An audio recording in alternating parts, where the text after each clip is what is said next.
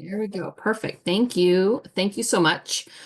So good afternoon, everybody, and welcome to this, which is the second presentation in our webinar series focused on the Achievement of Excellence in Procurement Award. I am Carrie Mathis, and I proudly serve as the AEP officer for the National Procurement Institute. Before we begin with today's session, I just have a few housekeeping items to review.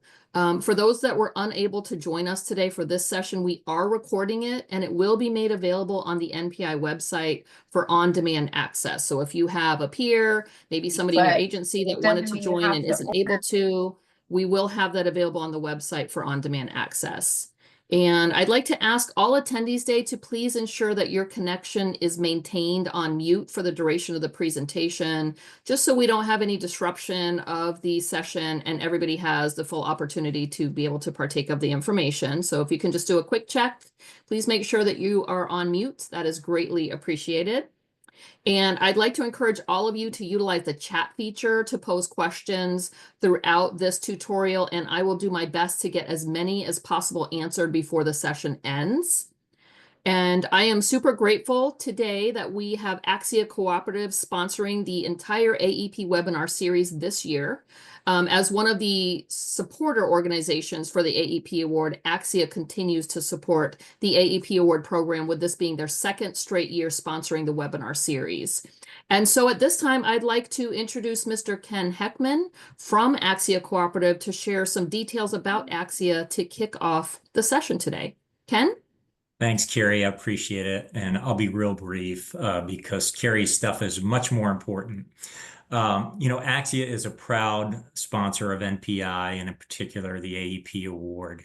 Everything we do is about pursuing excellence in procurement and supporting the profession and bringing value to the public sector. And that's why we've made the decision to exclusively work with lead agencies that have won the AEP award. So all of our contracts are publicly solicited and awarded by AEP award-winning agencies. And you mentioned the other Orange County. They're in the middle of doing one right now, and they call you the other Orange County, Carrie. So it's kind of funny. We have a growing portfolio of contracts. They can be found at our website, and our website is axiacoop.org. So we invite you to visit our website. One of our most recent awards is for MRO. It was awarded by Jen Meyer's team at the city of Scottsdale, Arizona, and it was awarded to MSC. So if you guys are interested in looking at that, we invite you to do that.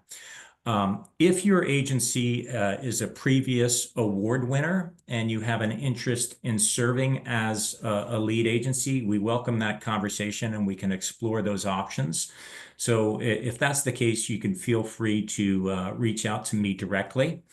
And I'll put my contact information in the chat, and I'll also put a link to our website in the chat. But with that, I'll turn it back to Carrie and just wish you all best of luck with this year's application and award. So thanks, Carrie. Thank you so much, Ken. Appreciate you being with us today and for sponsoring the series.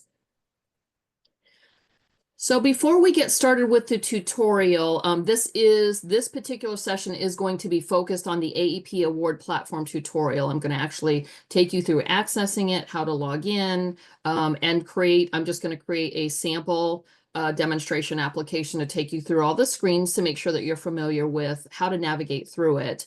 But I wanted to ask you to just take a minute to note the email address that is located on this particular slide. If during your application process you have any questions with regards to the award platform or how to navigate it, please send an email directly to aep@npiconnection.org.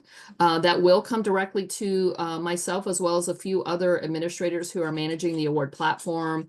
And we will ensure that we are timely responding to your inquiry so that there's little to no disruption in your ability to navigate the system and be able to work through the platform. So again, if you want to just make note, it's aep@npiconnection.org, and that is going to be your resource if you have any questions navigating through the platform. Okay. And with that, I'm going to go ahead and take the slides down so we can get started with the actual tutorial of the platform. Before we get into the platform, though, I want to just provide you with some insight in terms of some resources that we've created to also help you in your pursuit of the application this year. If you hover over the AEP award header and go down to application and submittal portal, you'll see a pop out to the right. That's applicant resources. That's new. That's new feature this year. And if you click on that, it's going to take you into a resource page that actually includes a video tutorial very similar to what I'm going to take you through today.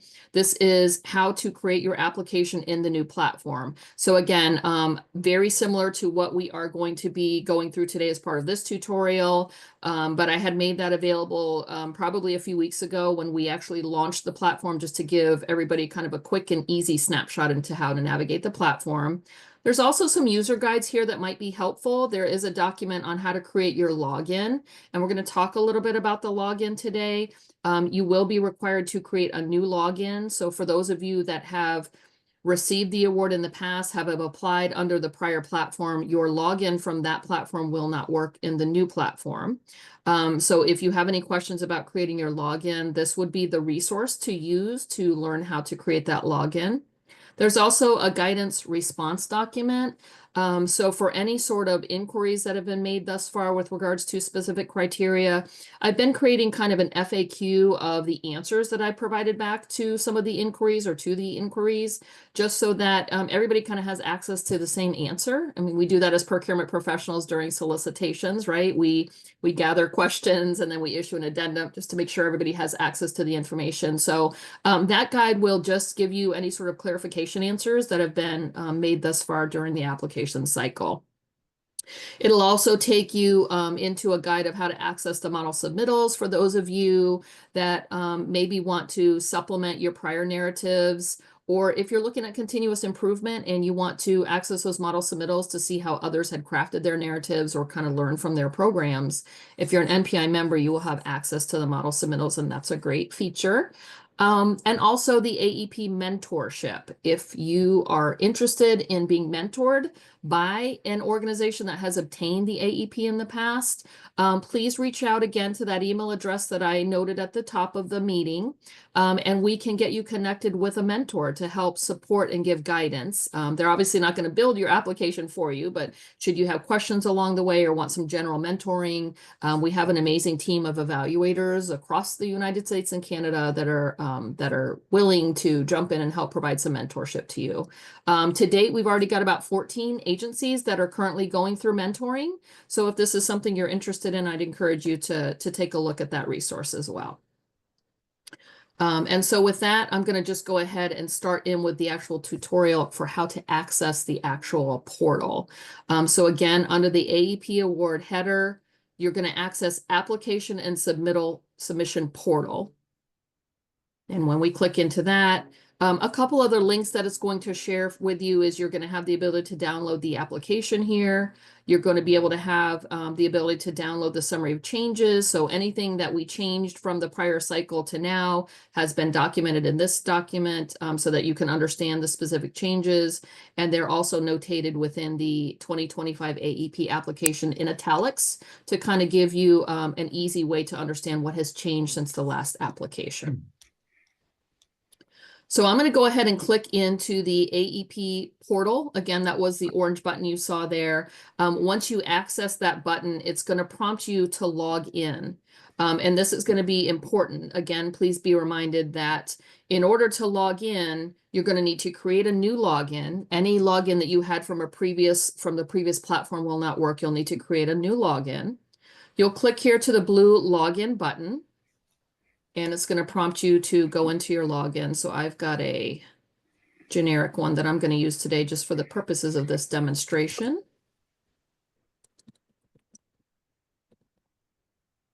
Hopefully I'm typing it in properly, and I didn't. Let me try it again.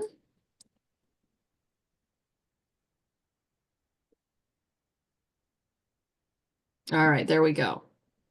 So I'm going to try to maybe just shrink this down a little bit so you can see a little bit more of the page here. But once you're logged in, this is the home screen that you'll see when you're logged into the actual portal. If you had started any applications or in future years when you have applications that have already been completed through a cycle, you'll see them noted here under my applications. But because this is a brand new cycle, we haven't started anything yet. There's nothing to kind of note here. You'll see some specific detail about the AEP. You're going to note the deadline. This is really important for you to be noting of this deadline. The application submittal portal will close on May 15th, 2025 at 5 p.m. Central Standard Time. Okay, so you've got roughly just a little under 2 months to be able to go in and upload all of your documents to be considered for the award application. So please keep in mind that May 15th deadline at 5 p.m. Central Standard Time. This page is going to give you a little bit more detail about the AEP award program, who the sponsors are, who the supporter organizations are, some general information that's also on the website, but we replicated it here.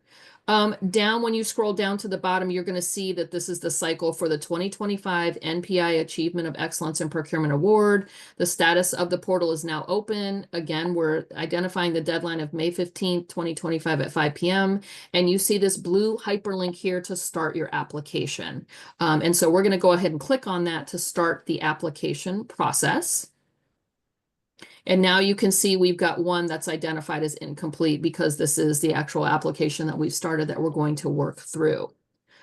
One thing that I want to note before we even get into any of the details of the submittal requirements is this blue button in the upper right-hand portion that says Manage Collaborators. If you have others within your organization that are going to be collaborating on uploading information into this portal to support your application, you have the ability to add them by clicking this blue button. When you click the blue button, you can see that you can click this one to add a collaborator. And so I'm just going to take you through and I'm going to actually add myself as a collaborator just so you can see how that works. It's fairly simple. You're just going to add their name and their email address. And then you're going to click Save. And once you do that, you can now see that I am listed as a collaborator for this particular application. There's an opportunity here to make myself being the collaborator the primary person, or you could also remove access if for some reason during your cycle somebody might leave or you no longer want or need them to have access, you could remove them. But for the purposes of this demonstration, you can see how easy it is to go ahead and add a collaborator. I do want to mention at this point that in order to get the member rate, for those of you that are NPI members and you take advantage of that discounted rate for applying for the AEP, that to obtain the member rate when you're submitting your application, the person that's logging in and submitting the application needs to be have an existing member profile as opposed to a collaborator. So this is an important thing to think about if you're setting somebody as a primary. The person that's submitting this as the primary needs to have a member profile, an active member profile in NPI in order to get access to that discounted rate to submit the application. Okay, I'm going to go back to the submission front end here. We've added a collaborator here, and so we're going to just go in and start with the first fields. And the look and the feel for those of you that have submitted for the AEP in the past, this is a different platform, but hopefully your experience as an applicant is not going to be too different than what you're used to from the past platform. The look and the feel and the navigation, I think you are going to find is very similar. Before we used to have round buttons up here for the criteria, and now they're just little flags, but it's a really similar navigation that I think you are going to find as we go through the demonstration, and hopefully will not be too terribly difficult to navigate through or to assimilate to. The first portion that we need to go through is the applicant information. Anything that has a red asterisk by it is denoted as a mandatory field. You will not be able to submit the application and pay and complete your application without any mandatory field being included. So if for some reason you omit these and you get to the point in time where you're trying to submit, it will not allow you to submit finally until you go back and populate all of the mandatory fields.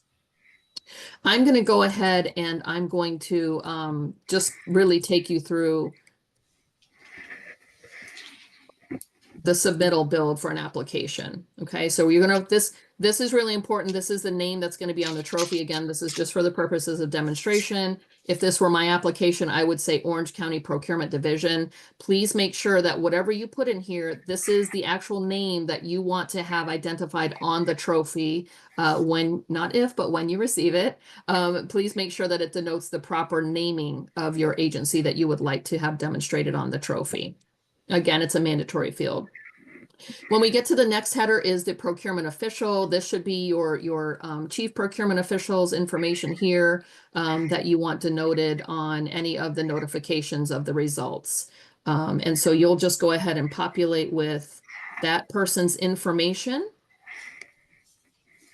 any sort of credentials, their title. Again, all these are mandatory fields, including the email address. The next area we get to is the trophy shipping address. Please be mindful that if this cannot be a PO box, as stated here, this must be a physical address. This is the address where the trophy is going to be shipped. So please make sure when you're populating this that it is not a PO box, but an actual physical address where your award can be received. Okay. Again, you'll need to populate with a phone number as well and a website address. Pat has it. The next section is going to be for the organization official. This might be the top person within your organization whom you would want to be formally notified of your success in obtaining the AEP award. And so please populate this with whomever you want to be notified. In this case, I'm just pre-populating with our mayor's information.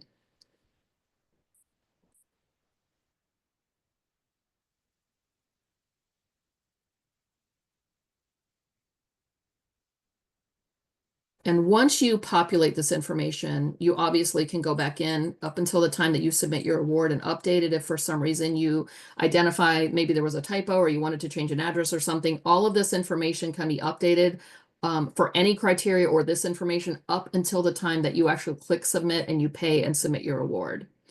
You have options throughout the portal where you can save and come back. So you don't have to submit all of this information at once. You can be working on it over the course of weeks or months. You can save and always come back. It will save whatever you have done thus far for when you come back in, or your other option is to click save and go to next. And you'll see that it simply navigates. Anytime you say save and next, it's going to take you to the next particular option throughout the process. So now we're going into criteria number 1. Again, there's still the feature up here for Managed Collaborator. So this is available. It's a nice feature. And I would encourage you really, if you have the ability to engage additional folks within your team to do this, I would encourage you to do so, especially if you're a first-time agency that's pursuing this. The first time that you submit your application can be a little daunting because of the amount of narratives and documentation you need to submit. But that's really why it's important to really engage some team members to help that lift, be a little easier for all of us. It actually creates some good team building opportunities there as well. And, people like to feel like they're part of something. And so to encourage some of your team to participate in actually developing and submitting for the award, I think also gives greater insight into all of those different criteria and the things maybe that you might want to look for continuous improvement if there are some that you may not yet be able to apply for, but want to in the future. Our team always does that. We're always looking to see where we might be able to level up and achieve some more points year over year. I think that's one of the important things with this particular award is the ability to kind of to benchmark against the standards that are these criteria, but also to take a look at where there might be opportunities within our own operation for continuous improvement. So for criteria 1, and this is going to be the same for all of the criteria that we're going to go through today, you're going to see the submittal requirements. These are the same. This is the same information that's available in that 2025 application document. It's replicated here. It gives you an overview of the topic, what the points eligible are. For those of you that might be new to the cycle, it's all or none. So either you achieve the 5 points or you don't, but there's no ability to achieve partial points for any given criteria. They are worth either 5 points or 10 points, depending on the criteria. If you don't successfully demonstrate the submittal requirements that are denoted within each, then you might lose the points for not successfully demonstrating those So be very careful about the submittal requirements for each. Many of them have multiple submittal requirements to support a single criteria. Please make sure that you are completely addressing each of those submittal requirements and all of those. We unfortunately do find some folks that that only apply and submit for a portion of a submittal requirement within a criteria, and that causes them to receive a score of 0. So much like in an RFP process where we're denoting what the qualification requirements are for a proposer to submit to be considered qualified, this is a really similar process for us, that you want to make sure that you're addressing all of those submittal requirements within the criteria sufficiently to maximize your potential to be able to get those points. You'll note down here that under the criteria, it says, do you wish to submit a response? And there's an asterisk there. And again, the asterisk is denoting that it's a mandatory field. For any given criteria, you will need to make a selection of yes or no. If you are not intending to submit for a criteria, please just select no. In the past, we've had folks that have selected yes, and they've uploaded a document that says we are not applying for this criteria. Please do not take that approach. That causes extra time for our evaluators to go open documents only to find that you actually are not pursuing that criteria. So I strongly encourage and recommend and request that if you are not applying for a criteria, please just make the selection of no and move on to the next criteria. But please be reminded that for every criteria, you will need to make a selection of yes or no. If you get to the end of the submittal requirement and you try to submit and you have not made a selection on any criteria, it will require you to go back and select one of those features. So let's just go through. We're going to go criteria by criteria and quickly.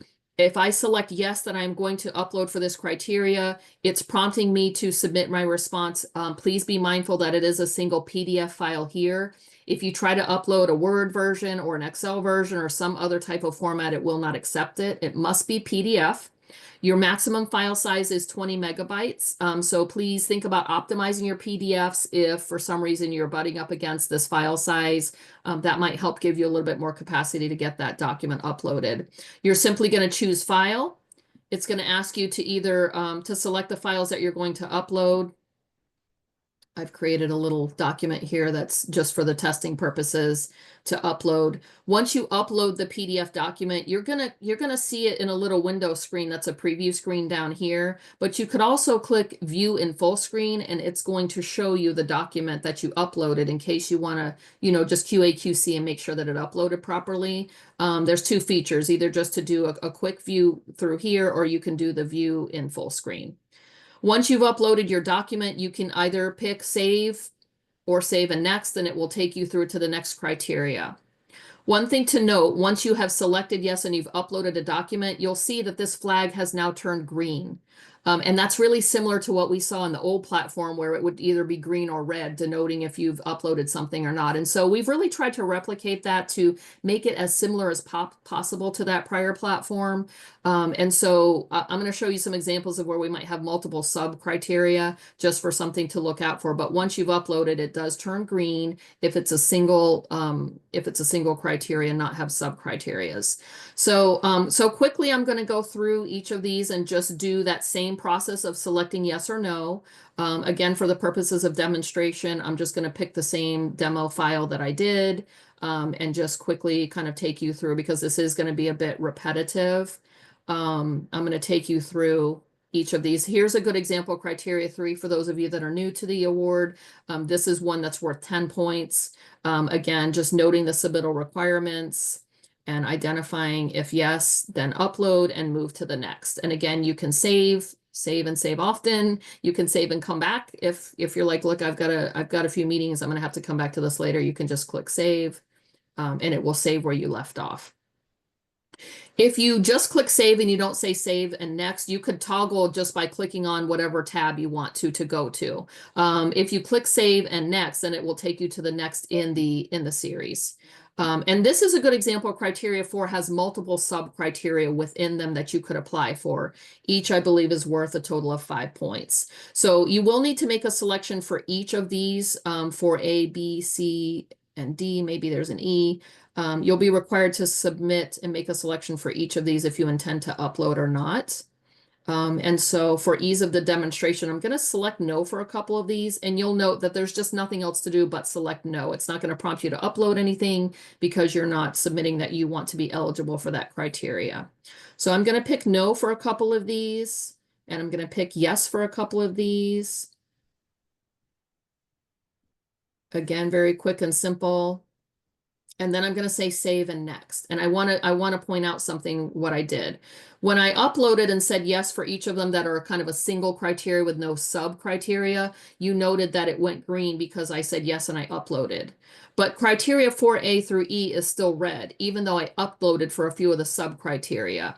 And that's because I didn't upload for yes for all of the sub criteria. So just something to keep in mind when you're visually looking at those. The red is denoting because there is a partial submittal, but there's a partial non-submittal also. So for those criteria that have subcategories like criteria 7, 8, 11, 10, 15, just note that that's why it's still showing red, is because I didn't upload for all of the sub-criteria within that particular criteria. Okay. And I'm just going to continue on with the build here, going through each, making the selection. You probably are getting the gist of the navigation of this. So I'm going to click no for a couple just in the interest of time. And this is another one with sub criteria. So I'm going to just show you on this one. I'm just going to submit for all of them. You'll note that it goes green. It's just something visually to keep in mind. But very simple navigation. I think we'll spend more time as applicants in developing and updating our narratives than we will probably in the submittal process, which is great. And hopefully, like I said, you're going to find that this isn't too terribly difficult than the navigation from our prior platform. So you see that I have uploaded for criteria 7. Because I selected yes and uploaded for all 3 of those, it's green. So there's the differential there if you did a partial or a full. Okay. And I'm just going to go through and select no on a couple of these just in the interest of time.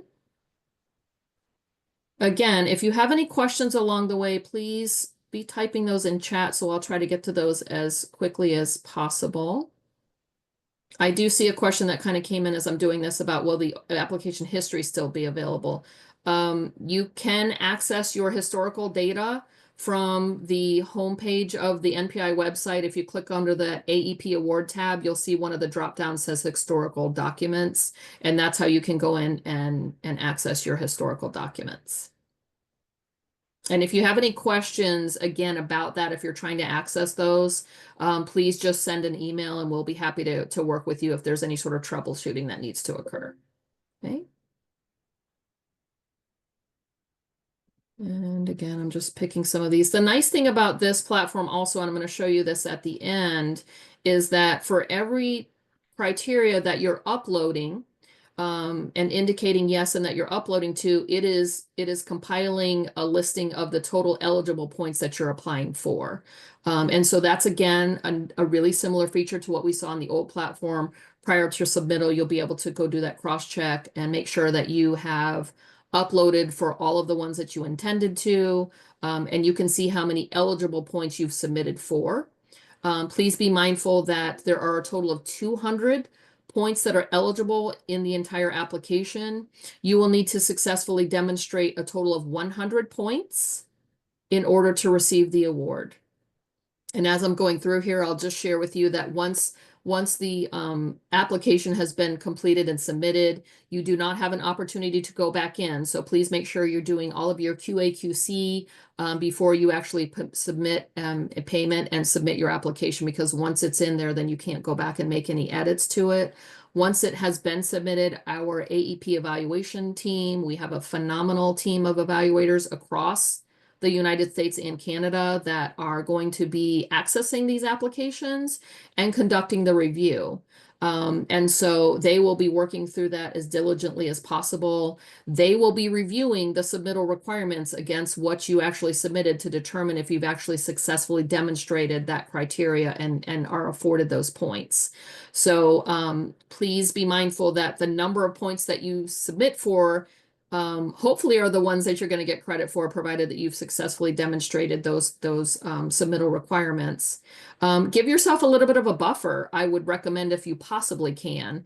I would say give yourself at least a 10-point buffer just in case, hopefully more, but in the event that some of our evaluators feel like something was not successfully demonstrated, maybe there was a submittal requirement that was inadvertently omitted, they will not award those points. And we don't want anybody to fall into the situation where they only applied for 100 and maybe weren't afforded some of the points and drop down to not achieving the 100 points. So just think about that threshold of the 100 points needed to be successfully demonstrated in order to achieve the award, and make sure if you can to give yourself a little bit of a buffer, because I recognize as an applicant myself, there's time and effort as well as dollars that go into submitting consideration for this award. So we want to make sure that you are not losing out on points or those dollars for something that maybe was omitted.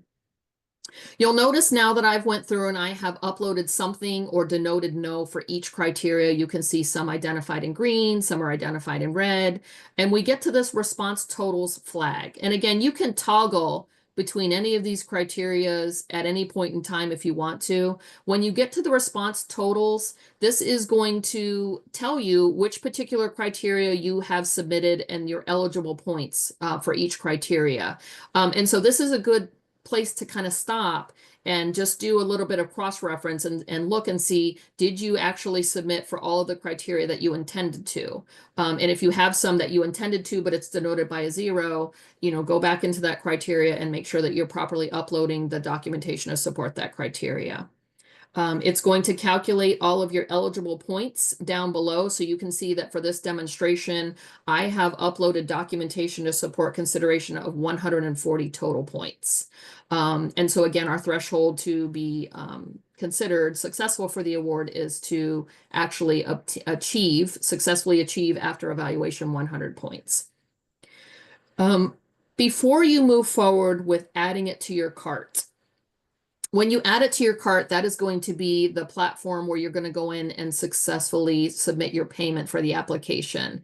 Again, please be mindful to make sure that the person who has a member profile in the NPI system is the one that is submitting this, because that's going to give them that discounted $200 discount for the award application fee. If this is a good place to stop and say, okay, I'm a collaborator, I've been adding information in here, but before we move to the next step of putting it in the cart and paying for it, that needs to be done with somebody that has a member profile that's active in NPI to get advantage of that discount. This is also a good place to stop and maybe engage a third party that has not been participatory in developing the application to go in and just do some QA/QC and check your submittal requirements. I think that's a kind of a good rule of thumb, and it's something that we do at Orange County is we like to have somebody that's independent. Could be a member of our team, could be somebody outside of our team, but somebody that's independent of the team that put together the application. We want them to kind of do some QA/QC to just look from their lens and see, does the narrative address the submittal requirements? Do our hyperlinks work? If we put in any hyperlinks, are they active and are they working? If a submittal requirement required us to highlight some specific narrative, perhaps in an ordinance or a policy, is that highlight, demonstrated within the submittal? There are timeframes prescribed in some of these particular applications criteria, such as the best value criteria requires the submittal to have the RFP to have been issued after January 1st, 2024. And so your person that's QA/QCing should be also looking at those date parameters to make sure that you haven't submitted something that's outside of the date parameter prescribed within that criteria. We've seen that happen before, unfortunately, with some applicants, and that causes them to not receive the points for that criteria because the documents submitted were outside of the prescribed time frame. And so that's just, again, another thing for quality control to be looking at. Have somebody and afford them enough time to look through all of your criteria. Maybe give them a week or a couple weeks, however long it might take, but allow them the opportunity to go in and double check these and just see if there's anything that maybe they suggest tweaking to make sure that you are adhering to all of those submittal requirements for the criteria that you are applying for. Once you've done that and you are ready, you're comfortable that all of the criteria that you're applying for have been uploaded, you've updated all the mandatory fields, you can go ahead and click Add to Cart. I will click Add to Cart, but I'm not going to take it through the payment because I'm not going to be paying for this today. I'm logged in as a member, so you can see that my particular fee is representative of the member discount. You have the ability to print your application, so that will print all of the application submittals that you put together in this particular application, including the hyperlinks to the PDFs, which is a really nice feature. If you want to do that and save it off, again, that's some of your historical data that you might want to keep for future years. You could make another submission, but really only one per agency, so this is probably not a button that you're ever going to need to consider applying for, unless you are somebody that's a consultant that might be applying for multiple agencies on their behalf, but I doubt that's probably the case. So your options are going to be to print the application or continue with checkout. If you continue with checkout, it's going to take you to a portal where you are going to be identifying if you're paying by check or credit card. And then it's going to ask you to put your credit card information in here and click process. Note down here, it says avoid duplicate charges, click process only once. I'm not going to take you through that because I'm not entering credit card information in here. But once you click process, you're going to see a screen that pops up that says, are you sure you want to submit? And if you say okay, there will be no opportunity after that time for you to go back and amend your application or any of the information therein. So this really is the stop point where you say, okay, are we abundantly sure we've checked everything, we've applied for everything we want to, and we are ready to transmit the payment and submit this application. Once you say okay to that pop-up, your application will be completed. It will then move into a status here that will say completed.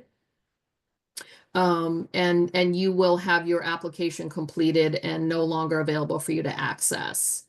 And essentially that's the navigation of the portal. Again, be mindful that the submission deadline is May 15th at 5 p.m. Central Standard Time. I'm going to go through a couple of the questions now. We have a few minutes left. I'll take as much time as we need to answer questions. I'm going to kind of start from the top. Brian, love your enthusiasm. Bring it on to everybody. I'm assuming that's about the California folks getting the most applications in 2024. Rogelio asked, was the session last week recorded? It was recorded. It's available on the NPI website. If you go on to the NPI website and you hover over AEP award, you will go down to the educational series and you will see the documentation for all of the eligible free webinars that you can take advantage of. I'm going to try to log in here real quick and just show you those. But yes, it is available on the website, free for download, and the slide deck is available as well, so that you'll have that. So I'm just going to share the screen again real quick for those of you. Hover over AEP Award, go down to Educational Series. Here you will see the link to last week's recording as well as the slides. Once we finish this one, the recording for this tutorial will be available online as well. If you're interested in looking at some of the tutorials that were presented last year, you can go to the NPI YouTube channel and pull those up. That will be the 2024 series. So you have access to all of these recordings on demand at any time should you need to refer back to them.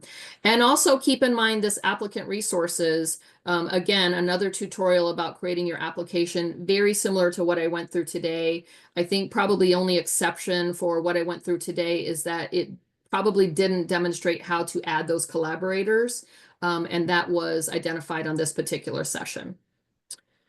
I'm going to go through and see if there are any other questions. I believe I answered the question about the application history. You can pull that up by going to historical application data on the AEP award dropdown. Will collaborators get an email letting them know that they have been added, or will I need to let them know? That's a good question, Brian. I did add some collaborators on my application, but honestly, I didn't circle back to find out if they got a notification. I would say to err on the side of caution and let them know just in case. And I'll go ahead and test that feature. Actually, I guess I can let you know because I added myself on this webinar. Yes, it did identify that I've been added as a collaborator. So to answer your question, Brian, yes, it will. They will need to create a unique login. They cannot use the same one. They cannot use the same one. Are there any other questions? I think I've answered the ones that I see down below. Are there any other questions? Looks like Michelle asked, can you view the NPI resources without being a member? Only one person in our organization is a member. So let me just go in.